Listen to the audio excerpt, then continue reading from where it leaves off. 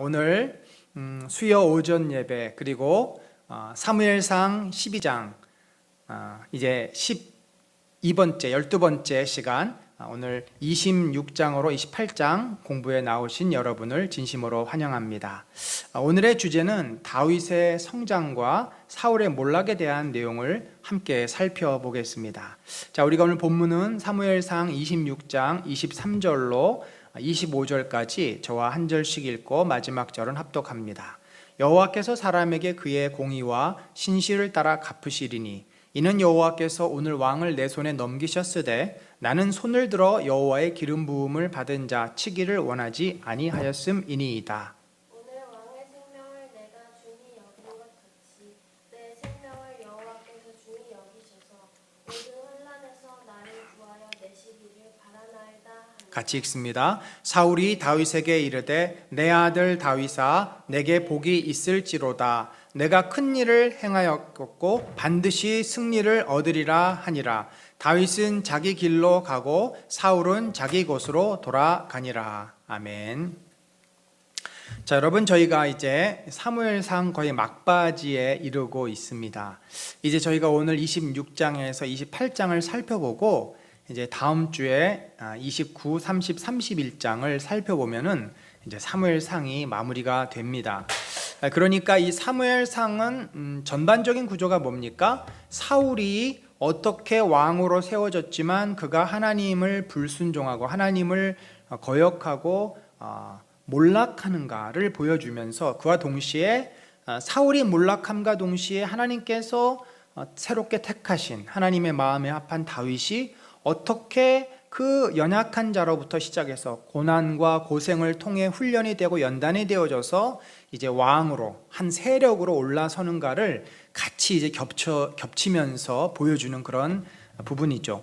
특별히 하반절에 들어와서는 이 하반부에 들어와서는 이 두 가지 사건을 겹치면서 이 사무엘상 저자가 기록을 하고 있고 오늘도 26장, 27장은 다윗과 이 26장은 다윗과 사울의 조우, 사울이 다윗을 잡으러 온 장면이죠. 그러나 또 27장은 이제 다윗이 사울을 피해서 이제 그 아기스에게 들어가 거기에서 일어난 일, 또 다시 28장은 사울이 이제 전쟁 앞에 두려워 떠는 모습. 그래서 그 시점이 누구 한 사람의 시점이 아니라 사울과 다윗을 번갈아 가면서 한쪽은 그 고난 속에서 점점 세력이 커져가고 한쪽은 점점 몰락해가는 이 오버랩되는 구조로 이게 펼쳐지고 있습니다.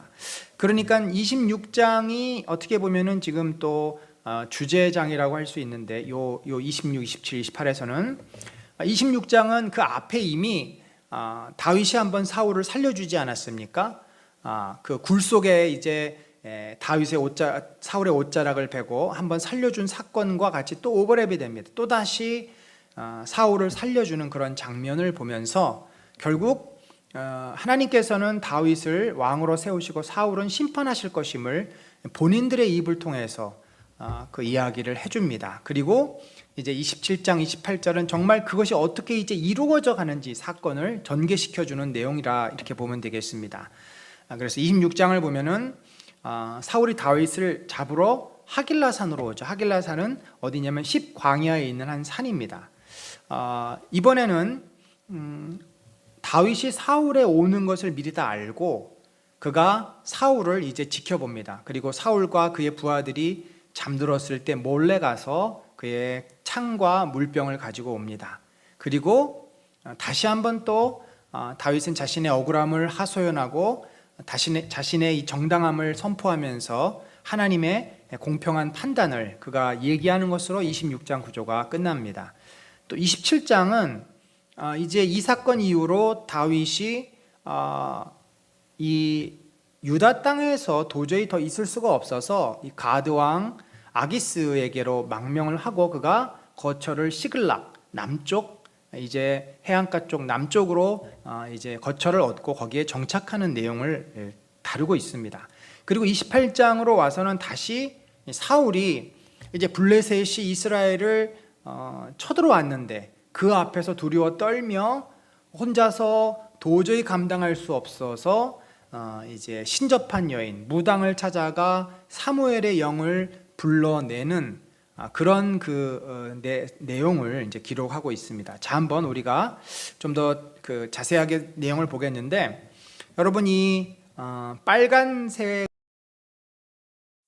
이동 경로가 우리가 지난 시간에 살펴보았던 그러니까 이 십광야에서 엔게디 골짜기로 갔다가 엔게디 골짜기에서 다시 남쪽 바란 광야로 내려갔다가 거기서 이제 갈멜이라고 하는 지역, 그 갈멜이라고 하는 십광야 그 아래쪽에 있는 그 지역에서 이제 나발의 그 양떼 치는 자들과 만나서 이 나발과의 사건이 벌어진 곳이고, 거기서 아비가일을 아내로 얻게 됩니다.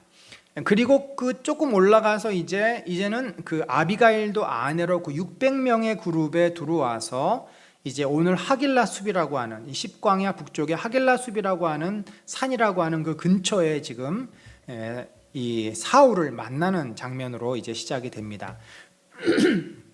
그 26장의 내용을 한번 우리가 살펴보도록 하겠습니다. 사울이 일어나 십광야에서 다윗을 찾으려고 이스라엘에서 택한 3,000명과 함께 십광야로 내려갔다, 이런 표현이 있죠. 이 3,000명은 사울이 데리고 있는 정예의 병입니다. 늘 이 군인들은 왕의 친위대인데, 사실은 이 친위대가 또 유다를 방어하는 핵심 세력인데, 사울은 그러니까 나라를 지키는 것은 안중에도 없고 이 자기의 그 가장 중요한 부하들을 다윗 잡는데, 그러니까 블레셋 사람들을 치는데 이 군사력을 써야 되는데 항상 그는 자신의 정적을 이제 죽이기 위해서 이들을 끌고 내려온 것입니다. 하길라 산길가에 진을 쳤다. 아마도 거기에서 이제 그 밤에 노숙을 하는 거죠. 그때 자, 이제 이 그림 빨간색에서 이제 오늘 보라색으로 넘어가는 장면입니다. 자, 그러면 이때 이제 다윗이 무엇을 했습니까? 그전에는 굴 속에서 사울의 옷자락을 배웠다면, 이번에는 지금 상황이 사울과 그 부하들이 잠을 곤히 자고 있습니다. 그래서 은밀히 다윗이 부하 한 사람, 몇 사람을 데리고 가서 은밀히 사울이 잠자는 그 주변까지 은밀히 다가갑니다. 그리고는 뭘 갖고 왔습니까? 거기 창과 물병, 굉장히 중요한 거. 창은 무기고 물병은 생명수입니다. 그 광야에서 물이 없으면 살 수가 없죠. 가장 중요한 것을 가지고 왔다는 얘기는 그 목숨을 가지고 왔다는 얘기나 다름이 없습니다. 가장 중요한 것을 뺏었으니 목숨을 뺏은 거나 마찬가지죠. 그때 이제 12절에 보면은 아무도 보거나 눈치채지 못하고 깨어있는 사람도 없었으니 이는 여호와께서 그들을 깊이 잠들게 하셨으므로 그들이 다 잠들어 있었기 때문이었더라. 여러분, 이런 표현을 우리가 이해할 때 이렇게 이해하시면 됩니다. 이것을 마치 사울의 부하들이 보초를 쓰고 있었고 지금 사울을 지켰는데 하나님께서 마술을 쓰셔가지고 갑자기 그들에게 졸린 어떤 기운을 느끼게 해서 그들이 갑자기 쓰러져서 다 자게 만드셨다. 이렇게 해석을 하면 안 됩니다. 이렇게 해석을 하면 성경이 굉장히 동화책처럼 돼버립니다. 이것은 뭐냐면 하나님께서는 당연히 그 상황을 주관하시죠. 그러나 분명한 것은 사울의 부하들이 지금 행로에 피곤해서 깊게 잠이 든 상황입니다. 근데 그 상황에서 하나님이 다윗이 안전하게 들어갔다 나올 수 있도록 그를 지켜주셨다는 것입니다. 그러니까 이 베이스, 다윗이 물병과 창을 가지고 있었던 것은 사울의 부하들, 그리고 사울과 그의 그 친위 대장마저도, 아브넬마저도 깊은 잠에 빠져 있었기 때문이지 그들이 깨어 있었는데 하나님이 그들을 잠들게 하셨다, 이렇게 설명할 수는 없습니다. 그러나 하나님께서 그 모든 상황을 통제하십니다. 하나님께서 다윗과 함께하고 계시고 그 상황을 지켜주시기 때문에 안전하게 다윗이 들어가서 그들이 눈치채지 못하게 이것들을 가지고 나왔습니다. 자, 그리고 나서 다윗은 이제 반대편 산으로 가서 아브네라 아브네라 큰 소리로 막 외칩니다. 그러니까 저쪽에서 소리가 들리니까 잠을 깨지 않았겠습니까? 이제 그러면서 그가 아브넬을 책망하는데, 아브넬은 누구냐면 바로 사울의 군대 장관, 친위대장이자 사울이 가장 신임하는 장군 아닙니까? 이렇게 얘기를 합니다. 내가 어찌하여 내 주 왕을 보호하지 아니하느냐? 백성 가운데 한 사람이 내 주 왕을 죽이려고 들어갔었느니라. 누구예요? 자신이죠. 또 자신과 자신의 부하. 은밀히 암살을 하려고 다가섰는데 너는 어떻게 그것도 지키지 못하고 잠에 빠져서 네가 해야 될 왕을 보호하는 그 직무를 유기했느냐? 태만하게 너는 너의 책임을 다 못했다라고 아브넬을 책망합니다만은, 사실은 이 말은 무슨 말이에요? 누구를 지금 책망하는 거예요? 사울을 책망하고 있는 거죠. 뭐 아브넬이 무슨 죄가 있겠습니까? 사울을 책망하고 있습니다. 그리고 나서는 사울에게 이제 하소연을 하면서 또 자기의 정당성을 얘기합니다. 왜 왕께서는 이 버러지 같은 나를 죽이려고 하느냐? 개 같은 나를 자꾸 잡으려고 오느냐? 내가 도대체 무슨 잘못을 했느냐? 만약에 내가 잘못을 했으면 하나님이 나를 치실 거다. 그러나 만약에 당신 주변에 있는 사람들이 당신을 책동질해서 나를 잡게 한다면 그들은 반드시 벌을 받을 것이다. 그러니까 왕은 사울을 직접적으로 비난하지는 않습니다. 다윗은 사울을 직접적으로 비난하지 않습니다. 어떻게 보면은 우회적으로 비난을, 아브넬을 비난하고 또 사울 주변에 사울의 마음을 이제 유혹하는 그런 사람들을 설정해서 비난을 하는데, 사실은 이제 간접합법이죠. 직접 사울에 대해서 공격하는 것이나 마찬가지입니다. 도대체 왜 내가 무슨 잘못을 했길래 나를 죽이려 하느냐? 이제 다윗은 사울에게 어떤 약속을 받아내거나 어떤 확답을 얻으려고 하는 것이 아니라 그에게는 자신의 어떤 정당성을 얘기하고 하나님께 하소연을 합니다. 23절에 이렇게 말하지 않습니까? 여호와께서 사람에게 그의 공의와 신실을 따라 갚으시리니 이는 여호와께서 오늘 왕을 내 손에 넘기셨을 때 나는 손을 들어 여호와의 기름 부음 받은 자를 치기를 원하지 아니하였음이니이다. 그러니까 하나님께서 나를 분명히 아신다는 거죠. 내가 당신을 죽일 수 있었는데 나는 당신을 죽이지 않았습니다. 그리고는 오늘 왕의 생명을 내가 중히 여긴 것 같이 내 생명을 여호와께서 중히 여기셔서 모든 환난에서 나를 구하여 내시기를 바라나이다. 다윗은 자신의 정당성에 대해서 하나님께 호소하고 하나님께서 분명히 선악간에 이것을 판단하시고 지켜주실 것이다. 그리고 이제 그 사울 근처로 가기 전에 자기의 부하하고 이야기하는 것을 보면은 나는 절대 저 사람을, 저 기름 부은 자에게 손을 대지 않을 것이다. 하나님께서 저 스스로 죽게 하든지 전쟁에서 저를 죽게 할 것이다. 그러니까 다윗은 아는 거예요. 하나님이 반드시 저를 심판할 것을 다윗은 압니다. 그러기 때문에, 그 믿음이 있었기 때문에 자신이 직접 나서지 않고 하나님의 처분, 하나님의 뜻을 기다리는 것입니다. 여러분, 참 이 태도가 우리에게는 너무나 필요합니다. 우리는 우리가 다 해결하려고 합니다. 내가 복수하고 내가 안갚음하고 내가 화가 나면은 그 화풀이를 하려고 합니다. 그러나 예수님이 왜 원수를 사랑하라고 하셨습니까? 왜 용서하라고 하셨습니까? 그것은 우리가 당한 억울함, 우리가 당한 고통을 하나님이 기억하시고, 그리고 우리 대신 그 잘잘못을 분명히 판단하시고 갚아주실 것이기 때문입니다. 그게 공의의 하나님 아닙니까? 개인적인 어떤 입장에서 내가 심판자가 되는 것은 그건 복수요 보복이라고 얘기를 합니다. 어떤 법과 보편적인 시스템에 의해서 잘잘못을 따지는 것이 공의이고 정의죠. 그런 면에서 우리는 하나님께 하소연을 하고 하나님께 우리가 당한 어려움이나 고난이나 억울함들을 이야기했을 때 하나님은 반드시 그것을 풀어주시고 갚아주시고 해결해 주실 줄 믿습니다. 그것이 우리의 믿음 아닙니까? 이제 다윗이 이런 믿음으로 사울을 살려주고, 그러니까 이 대목에서 사울은 정말 졸장부가 됐고 다윗은 뭐가 됐어요? 다윗은 이제 큰 사람이 된 것입니다. 용서하는 사람, 또 품어주는 사람, 하나님을 신뢰하는 사람이 된 것입니다. 그래서 그게 우리의 어떤 인간적인 감정이나 인간적인 그 마음을 넘어서면 우리에게는 이런 그 하나님의 마음을 품는 자로서의 축복이 또 따라오게 됩니다. 그래서 이제 다윗이 이런 또 어려움을 겪으니까 이제 얼마나 생각이 많겠어요. 이미 자기는 혼자가 아니고 부인도 둘이나 있고 많은 식솔들이 있는데 더 이상 이런 식으로 광야에서 도망 다니는 것은 도무지 이제 무리다라는 생각이 들었습니다. 그리고는 그가 어떤 선택을 하냐면 이렇게 이야기를 합니다. 1절에 보니까 다윗이 그 마음에 생각하기를 내가 후일에는 사울의 손에 잡히리니, 계속 이런 식으로 추적을 하면 도망갈 수가 없는 거죠.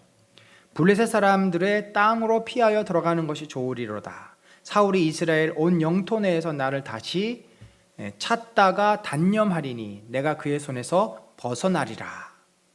그리고는 이제 블레셋 땅으로 들어갑니다. 누구에게 갔냐면 이전에도 한번 갔던 가드 왕 아기스에게로 갑니다. 아마도 이 사람이 다윗에 대해서 상당히 긍정적인 그런 태도를 가졌던 사람일 것 같습니다. 이 블레셋 진영에는 가드 왕 말고 또 많은 여러 왕들이 있지 않았겠습니까?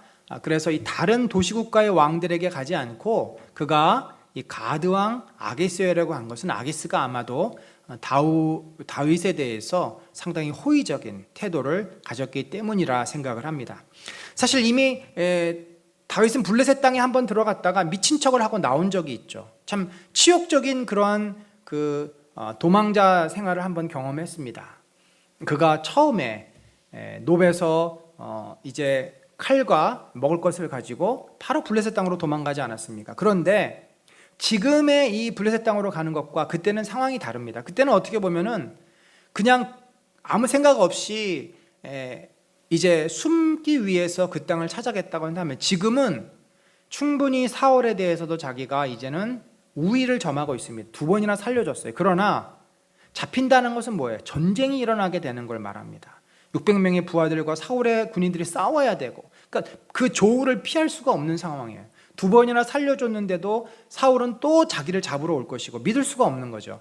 그러니까 이런 불필요한 전쟁과 사륙을 그가 피하기 위해서 아예 이제 혼자 다니면은 뭐 광야 속에 굴에 숨을 수 있겠지만 600명이 넘는 큰 식구기 때문에 이들이 좀 안전하게 정착할 수 있는 곳이 필요했고, 그래서 블레셋 땅으로 갔는데 그가 블레셋 땅으로 가서 어디에 정착하냐면 이 블레셋 남쪽에 있는 그 시글락이라고 하는 지역에 정착을 합니다. 자, 여러분 여기서 보라색으로 넘어갑니다. 이 지도를 보시면 10광야 쪽에서 보라색으로 저 왼쪽, 그러니까 동쪽, 그 서쪽, 그 약간 위쪽 서북 쪽에 있는 가드라고 하는 곳으로 올라가서 아기스 왕에게, 그리고는 그가 나 같은 하찮은 사람이 어떻게 왕처럼 이 번화한 도시 이곳에 있을 수 있겠습니까? 저는 저 시골에 내려가서 조용히 살겠습니다. 그리고는 일부러 이 블레셋 사람들하고 섞이지 않으려고, 그렇잖아요. 섞이면 여러 가지 좋을 게 하나도 없습니다. 문화적으로도 그렇고 관계적으로도. 그래서 저 시글락이라고 하는 남쪽 끝자락에 거의 이제 이 유대 땅하고 블레셋 땅하고 경계선에 있는 곳입니다. 그 남쪽으로 내려가서 거기에다가 그가 마을을 형성하고 이제 사울의 그 추적에서 피해서 편안하게 이제 거처를 마련을 합니다. 그리고는 이제 그곳에 다윗이 있으면서 뭐 먹고 살아야 되잖아요. 무슨 뭐 땅을 파서 농사를 지으면 금방 알곡이 나오는 것도 아니고, 당시에 이 가장 그 먹을 것을 쉽게 얻을 수 있는 방법은 전쟁을 하는 것입니다. 그래서 자기 주변의 부족을 쳐들어가서 그들을 이제 그들에게 점령을 하고 그들로부터 빼앗아서, 그것이 이제 적자 생존의 상황이죠. 그런데 다윗이 자기의 부하들 데리고 어디로 내려가냐면 여기 보면은 그술 사람과 기르스 사람과 아말렉 사람을 침노하였다, 쳐들어갔다는 거죠. 그러면서 그를 설명합니다. 그들은 옛적부터 술과 애굽 땅으로 지나가는 지방의 주민이라. 자, 이게 뭐냐면 애굽 땅으로 지나가다, 그러니까 이 팔레스틴에서 애굽으로 내려가는 길목에 거주하는 유목민들입니다. 특별히 아말렉을 여러분 주목해 보십시다. 아말렉은 어떤 사람이에요? 아말렉은 하나님께서 출애굽할 때 이스라엘 백성의 후미진 연약한 자들을 공격해온 아주 악한 자들로서 하나님의 저주를 받은 민족입니다. 그래서 하나님께서 저들을 반드시 멸하라라고 명령하신 족속이고, 아말렉과의 전쟁에서 사울은 기름진 양떼와 소떼를 남겨놨다가 하나님으로부터 이제 버림을 받는 그런 그 원수와 같은 대적입니다. 그러니까 다윗이 아무 사람들이나 가서 쳐들어가 가지고 그들 빼앗은 것이 아니라, 그도 기도하면서 누구를 내가 공격해야 되겠습니까? 얼마나 고심했겠습니까? 아무나 공격해서는 안 되는 거죠. 하나님께서 허락해 주시는 정말 멸망받아야 될 그 족속을 다윗이 치고 들어가서 그들로부터, 여기 보니까 소와 양과 나귀와 낙타와 의복을 빼앗아 가지고 돌아왔다. 그리고는 그 사람들을 다 죽였다. 남녀 땅을 쳐서 남녀를 살려두지 아니하였다. 이게 뭐냐면 바로 헤렘이죠. 하나님의 심판의 대상자들을 다윗이 심판한 것입니다. 그러니까 어떤 의미에서 그가 먹을 것을 얻기 위해서 정복전쟁을 한 거지만, 또 다른 이면에는 이스라엘 백성과 원수관계, 하나님의 심판을 받아야 될 그 주민들을 다윗이 심판한 것이다, 이렇게 또 볼 수가 있겠습니다. 자, 여기 지도에 보시면, 그 지도를 한번 보시면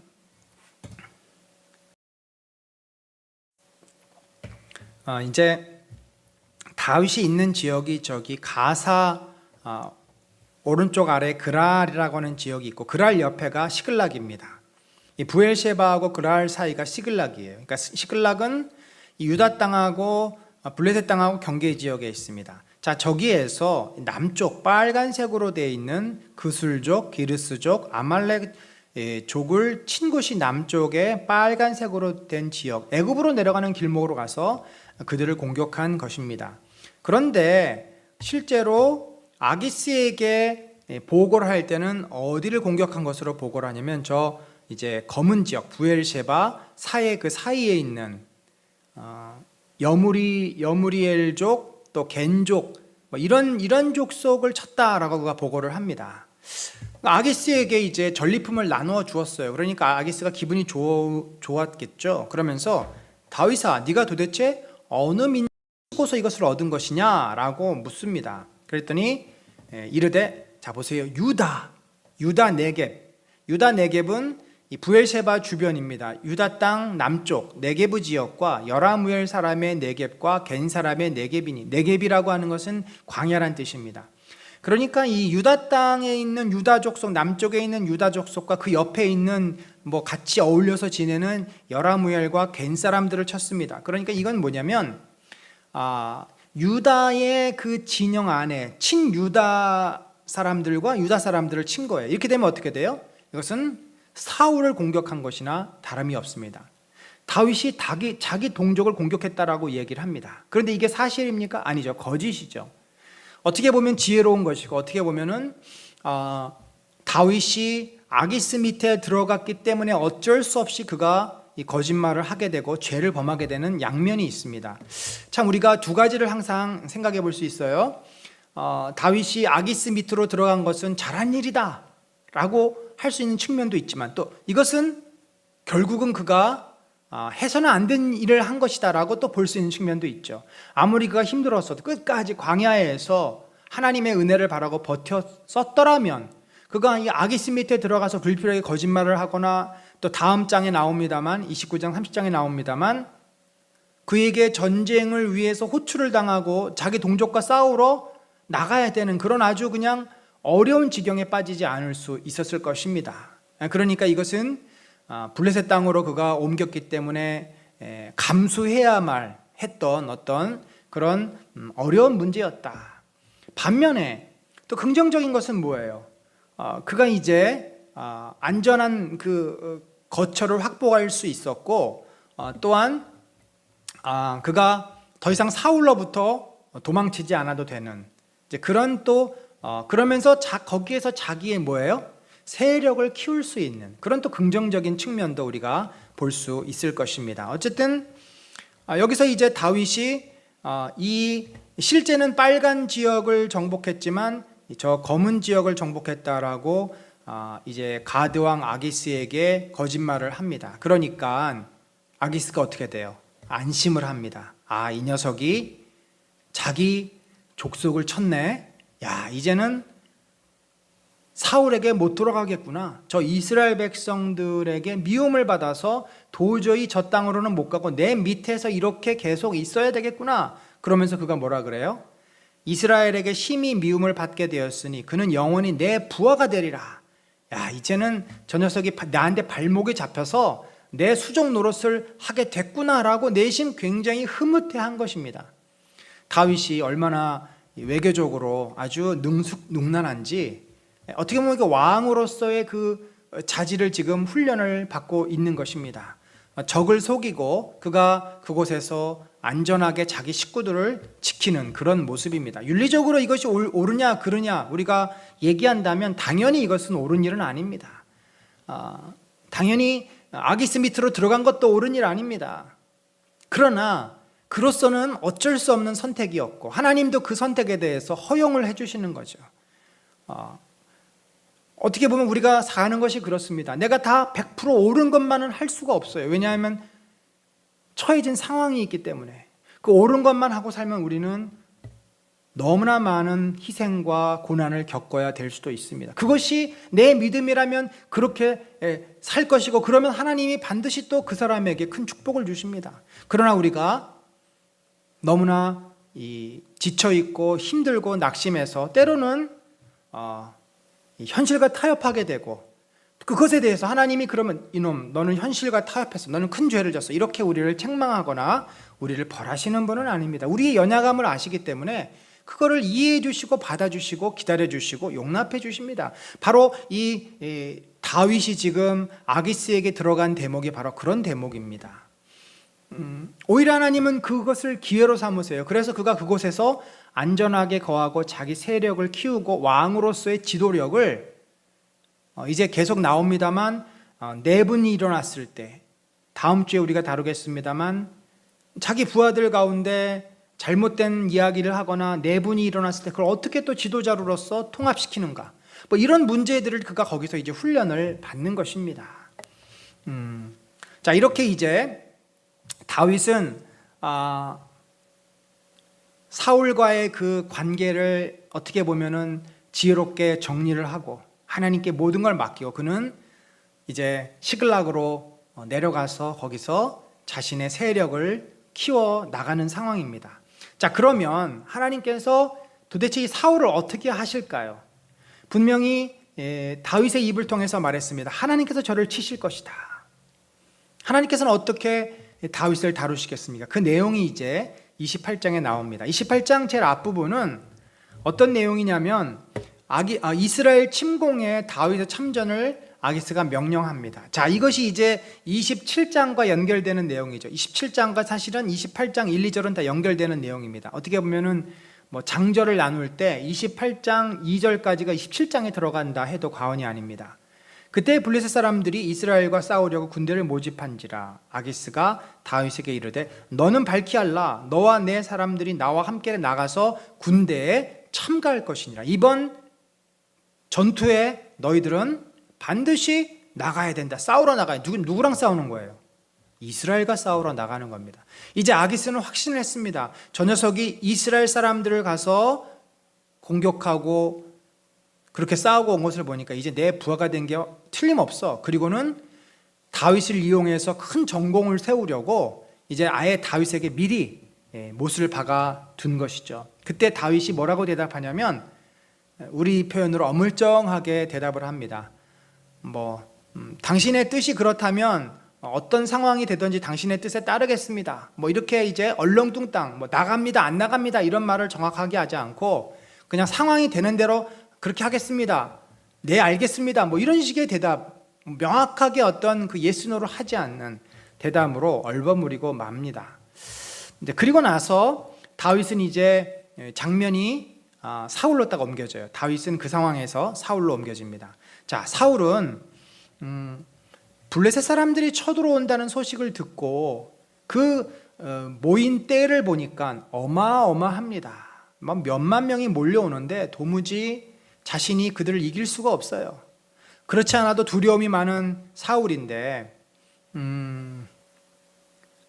얼마나 마음이 두려웠는지 이미 사무엘은 죽고 없었지만 제사장들을 시켜가지고 하나님의 뜻을 묻습니다. 우리 물어도 또 꿈속에서 혹시 말씀해 주실까 자면서도 생각해 보고 꿈을 꿔보려고 해도 또 선지자라고 하는 자를 불러다가 도대체 이번 전쟁에 우리가 어떻게 해야 되겠냐, 하나님께서 어떻게 하시길 원하시냐 물어도 하나님이 대답하실까요? 대답하지 않으십니다. 왜 대답하지 않을까요? 우리가 이 본문을 이렇게 오해할 수 있습니다. 지금 어려움을 당해서 하나님께 하나님의 뜻을 묻지 않습니까? 일종의 기도하는 거 아닙니까? 그런데 왜 하나님은 대답하시지 않습니까? 여러분, 하나님이 우리의 기도에 다 응답하셔야 될 의무가 있는 분입니까? 여러분, 오해하지 마십시다. 기도라는 것은 우리가 하나님께 자비와 은혜와 긍휼을 구하는 것은 분명합니다만 우리의 기도를 하나님이 다 들어주신다 이렇게 말할 수 없습니다. 어떤 기도를 들어주십니까? 하나님의 뜻에 합한 기도. 그러니까 쉽게 말하면 정말 기도다운 기도, 정당한 기도, 바른 기도를 들어주시는 거지, 내 소원이 있다고 해서 하나님이 내 소원 다 들어준다? 그건 하나님이 아니죠. 그것은 내가 원하는 것을 가져다주는 나의 우상에 불과합니다. 그렇기 때문에 지금 사울은 자기가 다급해지니까 평소에는 하나님 말씀 듣지도 않고 하나님을 인정하지도 않고 하나님께 제사 드리지도 않고 하나님과 관계없이 살다가 자기가 다급해지니까 그때 하나님께 구해요. 여러분, 우리가 평소에 하나님하고 좋은 관계, 하나님을 진심으로 경외하고 하나님 앞에 예배 드릴 줄 알고 믿음이 살아있는 신앙생활을 하는 성도가 하는 기도는 하나님이 외면치 않으십니다. 말 한마디라도 다 기억하시고 그에게 응답하십니다만 내 마음대로 살다가 내 하고 싶은 대로 하다가 어려움이 생기니까 다급해지니까 지푸라기지 않는 심정으로 하나님 살려달라고 외칠 때 물론 하나님께서 그를 불쌍히 여기셔서 응답해 주실 수도 있죠. 그러나 그런 기도를 들어주시면 하나님은 뭐가 됩니까? 우상으로 전락이 됩니다. 그럴 때 기도해야 될 기도자의 가장 중요한 태도는 간구가 아니라 뭡니까? 회개입니다. 회개.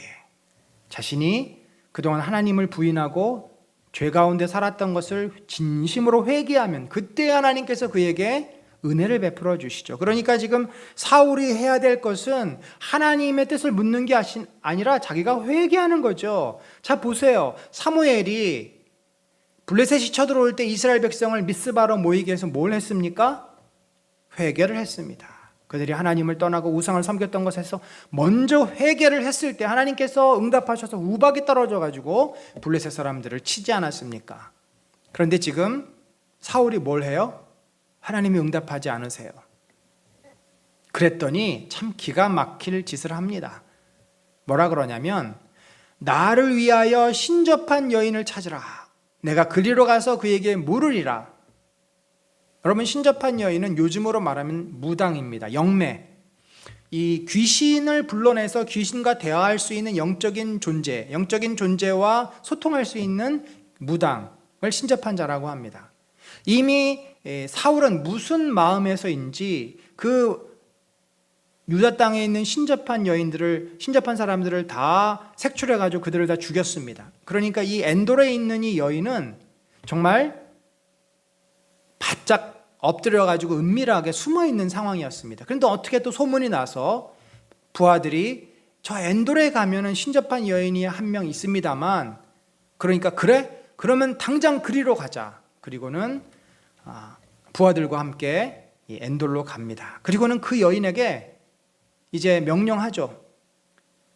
제발 좀 나를 위해서 사무엘을 불러달라. 사무엘은 이미 죽지 않았습니까? 그래서 죽은 사무엘의 영을 불러달라는 거죠. 그리고 그가 하나님이 응답하지 않으니까 사무엘에게 이 상황에 대해서 묻고 뭔가 해답을 찾으려고 하는, 참 여기서 저는 그 인간의 어리석음을 보게 됩니다. 우리가 하나님을 인정하지 않으면요, 우리의 끝은 어디입니까? 깊은 수렁밖에는 없습니다.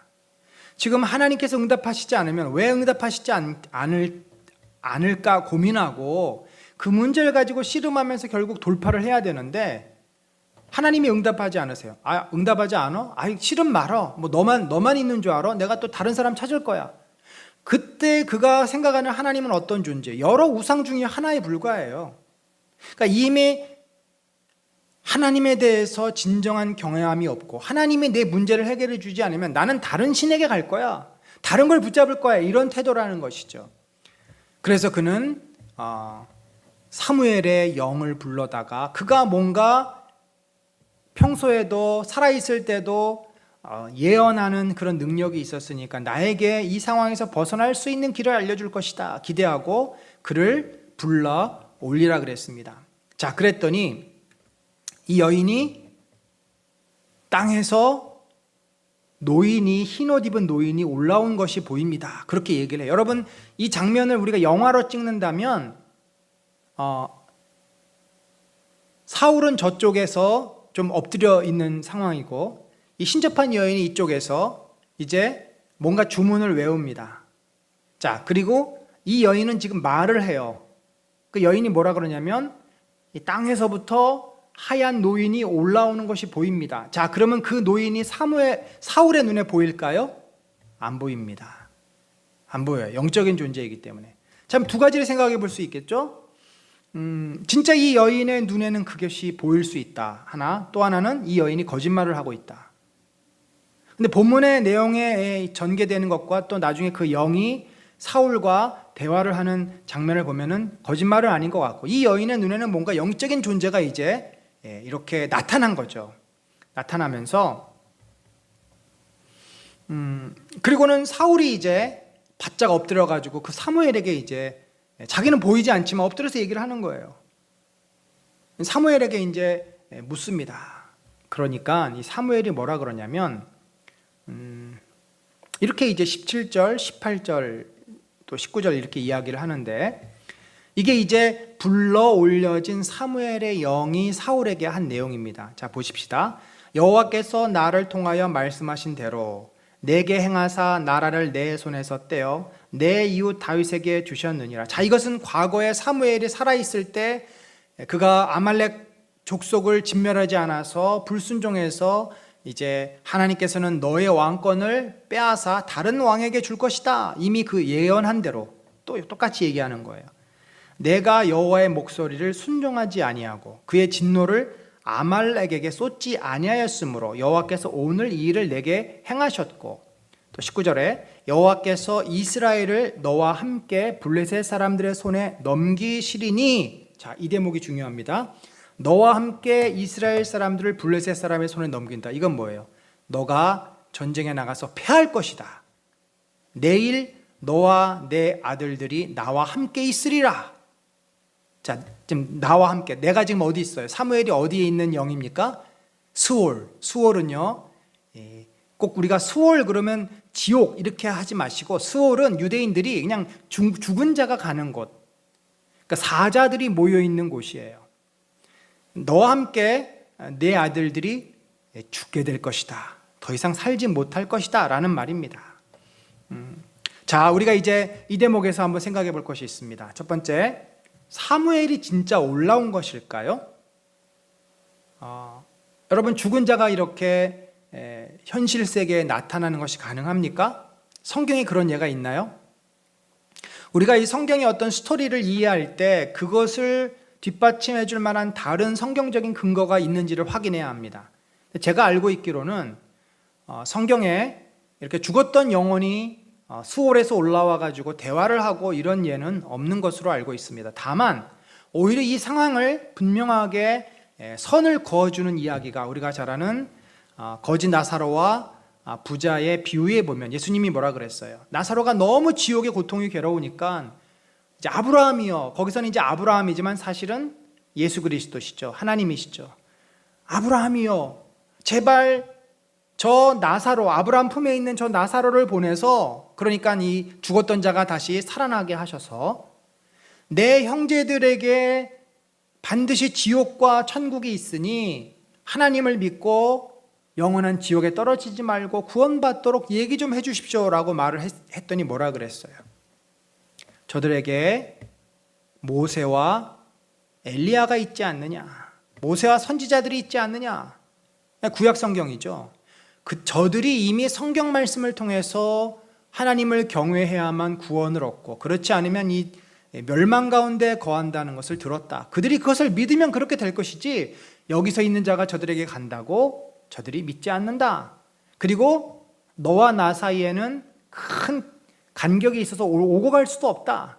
그러니까 이 현실과 이 내세 사이에는 소통이 안 되고 내세에서도 지옥과 천국은 소통이 안 되고 한마디로 불가능한 이야기입니다. 그러니까 이 사무엘의 영이 사무엘이 직접 다시금 사무엘이 사실은 하나님과 함께 있을 거 아닙니까? 하나님과 함께 있는 그 사무엘이 이 무당이 불렀다고 옵니까? 그것도 말이 안 되죠.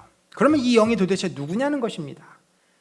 그럼 사울이 뭐 혼자서 독백을 하는 건가? 그건 아닙니다. 우리는 그래서 이 사무엘의 영을 두 가지로 보는데 하나는 거짓의 영, 곧 사단의 영으로 볼 수 있겠고 그런데 또 그가 하는 내용을 보면은 하나도 틀린 말이 없어요.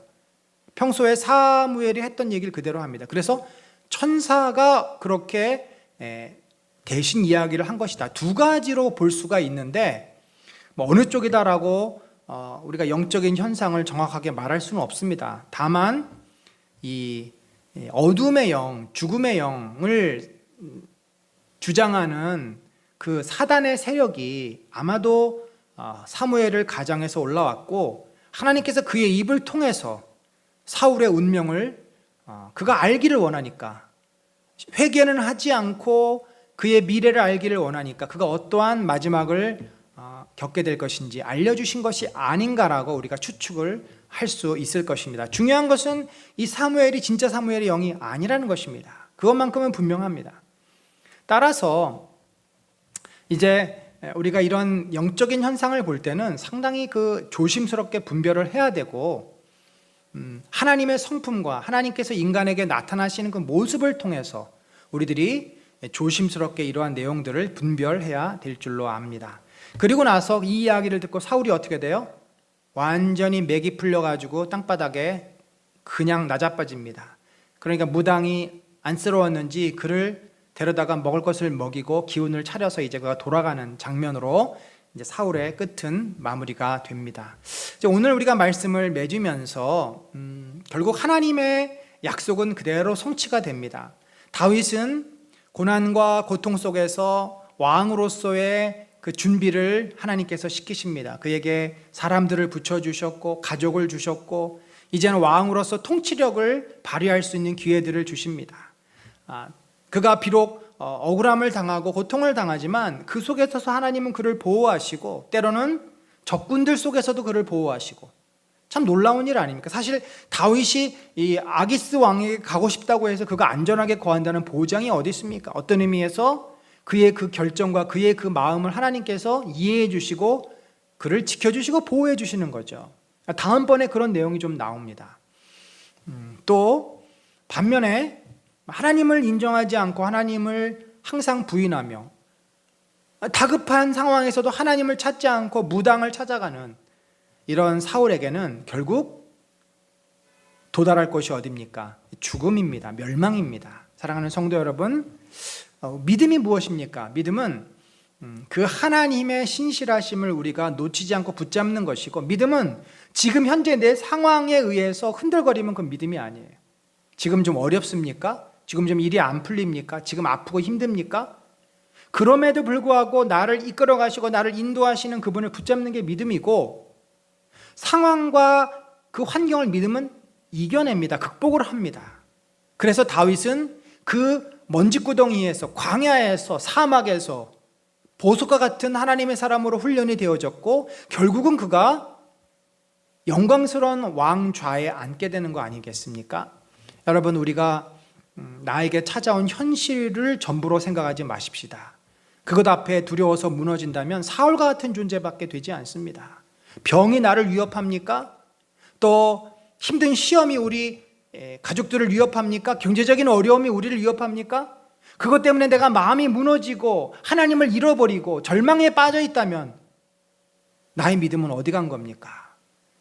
우리가 그 속에 있을지라도 하나님을 붙잡고 견디고 그리고 믿음으로 그것을 이겨내면 우리는 하나님의 귀한 사람으로 훈련되고 세워지고 쓰임받을 줄로 믿습니다. 그런 은혜가 저와 여러분에게 매일매일의 삶 속에서 넘쳐지시기를 간절히 축원합니다.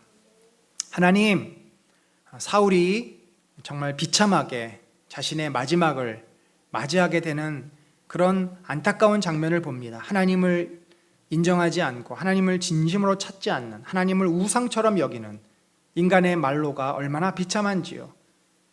하지만 다윗은 절체절명의 위기 속에서도, 또는 그 억울하고 고통당했던 것을 갚을 수 있는 순간에서도 결코 하나님을 놓지 않고 하나님의 은혜를 구하면서 그가 그것을 견디고 헤쳐나갔을 때 그를 참 하나님 앞에 귀한 종으로 세워주심을 저희들이 봅니다. 우리가 무엇을 선택하고 어떤 삶을 따라야 하겠습니까?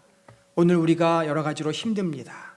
경제적으로도 어렵고, 가족들이 아프고, 또 우리 아이들이 시험 가운데 있고, 내일 일을 알 수 없는 상황 때문에 여러 가지로 힘들지만, 주님, 이것들을 하나님을 신뢰하여서 하나님의 약속을 붙잡고서 우리가 오늘도 주님 바라보고 하루를 견디며 믿음으로 이겨내며 우리에게 분노와 답답함과 또 그런 아픔들을 폭발해내는 것이 아니라 이것을 주님 앞에 가지고 나가 그것을 정화하고, 그래서 우리 안에는 평강이 있고 기쁨이 있고 감사가 넘칠 수 있는 귀한 성도들이 되도록 인도하여 주시옵소서. 지금은 우리 구주 예수 그리스도의 놀라우신 은혜와 하나님 아버지의 무한하신 사랑과 성령님의 감화 감동 교통하심이 참으로 하나님을 신실하게 믿음으로 모든 어렵고 힘든 상황에서 정금처럼